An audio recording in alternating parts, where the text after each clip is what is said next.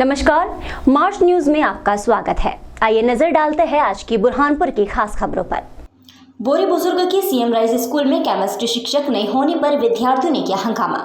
गांव के चौराहे पर बैठकर जताया विरोध। बुरहानपुर के बोरी बुजुर्ग की सीएम राइज स्कूल केमिस्ट्री विषय पढ़ने के लिए शिक्षक नहीं होने पर विद्यार्थियों ने हंगामा किया। गांव के चौराहे पर बैठकर नारेबाजी करते हुए विरोध दर्ज कराया। जानकारी के अनुसार कक्षा 12वीं के बच्चों द्वारा केमिस्ट्री के पेपर का बहिष्कार कर जमकर हंगामा किया था। बच्चों ने बताया कि जब से स्कूल प्रारंभ हुई तब से एक दिन भी केमिस्ट्री की पढ़ाई नहीं करवाई गई, जिसके कारण हम परीक्षा नहीं दे सकेंगे। शिक्षा विभाग द्वारा ये केमिस्ट्री के टीचर की नियुक्ति ही नहीं करवाई गई है, जिसके चलते यहाँ पढ़ने वाले बच्चों को काफ़ी परेशानी आ रही है। स्कूल में पढ़ने वाले बच्चों ने बोरी गांव के बस स्टैंड पर शिक्षकों की कमी के चलते जमकर विरोध प्रदर्शन किया और मांग की कि स्कूल में जल्द से जल्द शिक्षकों की नियुक्ति की जाए। बच्चों के विरोध प्रदर्शन के दौरान धूलकोट चौकी प्रभारी ने बच्चों को समझाइश देकर स्कूल में वापस भिजवाया। स्कूल में शिक्षकों की कमी है, इसीलिए हमने धरना प्रदर्शन किया है यहाँ पर बैठकर। और हमारे स्कूल में ना अभी 3 महीने तक पेपर खत्म हो गए हैं और अभी तक टीचर नहीं आए हैं। और पिछले साल भी ऐसा ही था, कुछ मतलब सब्जेक्ट कंप्लीट नहीं हुए थे पूरे हमारे। पिछली बार भी 4-4, 5-5 प्रश्न पार्ट होते हैं, बाकी कहीं नहीं होता है। और इस साल भी वही हाल रहेगा, तो फिर हम इस साल भी हमारा साल पूरा व्यर्थ हो जाएगा, भविष्य पूरा खराब हो जाएगा। आप प्रशासन से क्या मांग करना चाहते हो? हमको टीचर हमारी क्लास में होना करा दो सर, और जल्द से जल्द। क्या नाम आपका? मेरा नाम है फैजान चौहान, कक्षा 12वीं का बायो का स्टूडेंट हूँ।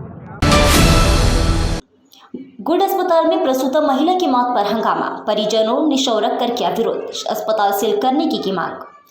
बुरहानपुर के गुड अस्पताल में प्रसूता महिला की मौत होने पर हंगामा हो गया। परिजनों ने अस्पताल परिसर में शौरक कर 2 घंटे तक हंगामा कर अस्पताल को सील करने की मांग की। हंगामे के चलते परिजन और अस्पताल प्रबंधन के कर्मचारियों के बीच धक्का मुक्की भी हुई। अस्पताल में हंगामे की सूचना पर एसडीएम, सीएसपी सहित शिकारपुरा पुलिस जवान मौके पर पहुंचे। परिजनों को समझाइश देकर शव को पीएम के लिए जिला अस्पताल रवाना किया गया। जानकारी के अनुसार ग्राम फोपना निवासी हसीना बी को परिजन सोमवार रात 2 बजे डिलीवरी के लिए निजी गुड अस्पताल लेकर आए थे। मंगलवार दोपहर 12 बजे महिला की मौत होने पर परिजन आक्रोशित हो गए। अस्पताल में हंगामा कर प्रबंधन पर इलाज में लापरवाही और महिला की मौत होने के बाद भी आईसीयू में रखकर रुपये मांगने और ब्लड की मांग करने का आरोप लगाया। परिजनों ने कहा कि 1.5 लाख रुपये देने के बाद भी अस्पताल प्रबंधन द्वारा हमारे साथ गलत व्यवहार कर शव को जमीन पर रख दिया गया। 2 घंटे तक हंगामा होने के बाद परिजनों ने प्रशासन से अस्पताल को सील करने की मांग की। पुलिस अफसरों द्वारा कार्रवाई का आश्वासन देने पर मामला शांत हुआ। पेशेंट रात में आया, मैं आई नहीं, साथ में अभी सुबह में आई तो पेशेंट ऐसा खबर रहा तो वो लेके आए। मैं आई जब लेके गए वहाँ आई सुबह तो उन्हें ग्रुप ये लाओ फोन लाओ, उनका खोलता ग्रुप है, देने वाले लड़के तैयार है। क्या बोलते नहीं, दरवाजा घड़ी घड़ी लगा रहे हमारे से, बोलते रहे। फिर बोलने गए मैं डॉक्टर को, तो डॉक्टर ने मेरी रिपोर्टिंग करी, बोली मेरे से माफी मांगो, मैं खालिया भाग रहे कुछ बोल रहा, बोले जल्दी इसको बाइक को लेके जाओ, बोले लाना मत, अरे बस पेमेंट जमा करो, कहाँ से इतना पेमेंट देके भी जमा करो। पेमेंट की जान निकल रही है, मरीज की जान निकल गई, जब तक भी पेमेंट मांग रहे हैं। हमारे को बोलने ना, वो सामने वाला लड़का है जो मुझे देखा, जब बोला क्या बोला, तो बोले डेथ हो गई इनकी। कौन थी वो आपकी, क्या है नाम? ये नहीं मेरी। निवेदन करता कि ऐसा गलत काम होने के लिए ना, जो डेट हुआ उससे शिकायत करो, फटाक से अपना डॉक्टर क्यों पैसे ले रहे थे। कितने पैसे मांगे आपसे? कितने पैसे मांगे? 1.5 लाख रुपए उसने नकद लिए। हमारा दिमाग खराब हो गया, इसके लिए हम झगड़ा कर रहे हैं। आपने जमा किया पैसा? डेली पैसे हमने जमा कर दिए, 1.5 लाख रुपए उसने ले लिए। अभी वो चुप के बच्चा हुआ रूम में। बच्चा का अभी वो बच्चा हुआ पैदा, वो कहाँ है? वो अभी अंदर ही है, अंदर। उसकी हालत कैसी है? खराब है उसकी। क्या नाम है आपका? देखिए, पहले तो ये बिल्कुल आरोप निराधार है कि ये मैंने 1.5 लाख रुपये दिए, है ना। पहले तो ये बताओ कि रात में 2 बजे पेशेंट आया, वो आरोप ये भी लगा रहे 3 दिन से पेशेंट भर्ती था, ये भी आरोप गलत है। कल रात में करीबन लगभग 2 बजे के आसपास में रात में पेशेंट आया, जो कि उनके 9 महीने की प्रेगनेंसी थी और एक्लाम्शिया का केस था और एनीमिया का केस था, जो कि बहुत सीरियस होता है ना। 2 बजे के करीब आया, 3 बजे के आसपास हमारे यहाँ पे सीजर किया गया, ठीक है।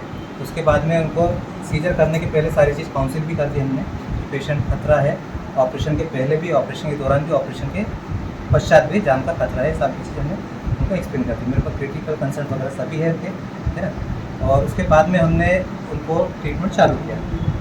वो जब रात में आए थे, उनके पास किसी तरह का पैसा नहीं था। मेरे स्टाफ ने ब्लड बुलाने के लिए 2,500 रुपये अपनी जेब से दिए उसको, है ना।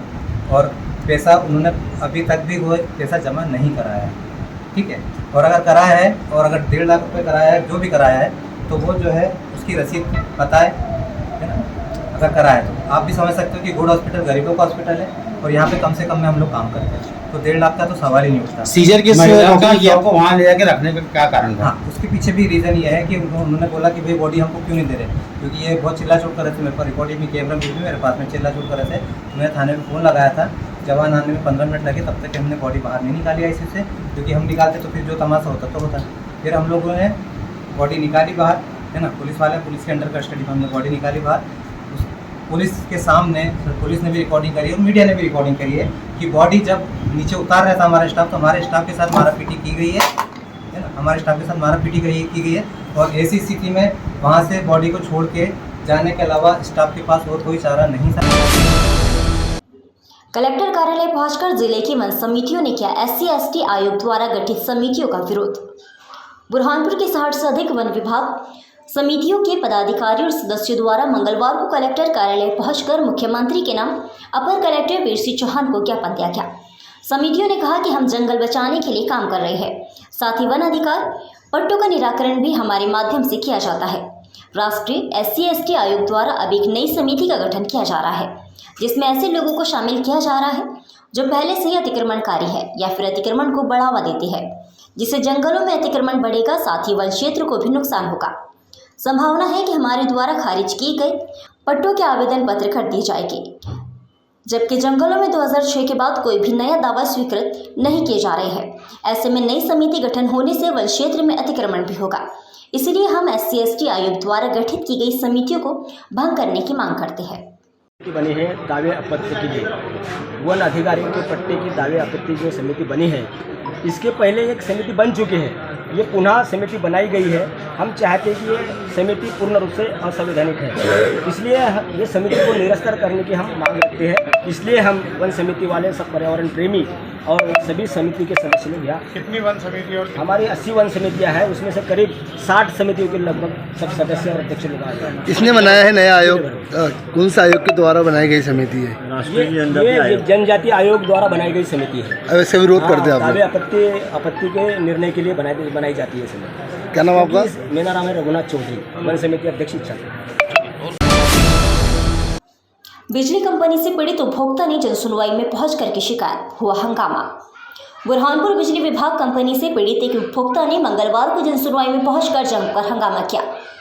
लालबाग निवासी पीड़ित ने कहा कि पिछले 1 साल से बिजली बिल अधिक आने की शिकायत कर रहा था, लेकिन कंपनी द्वारा मेरा कोई निराकरण नहीं किया गया, न ही मीटर बदला गया।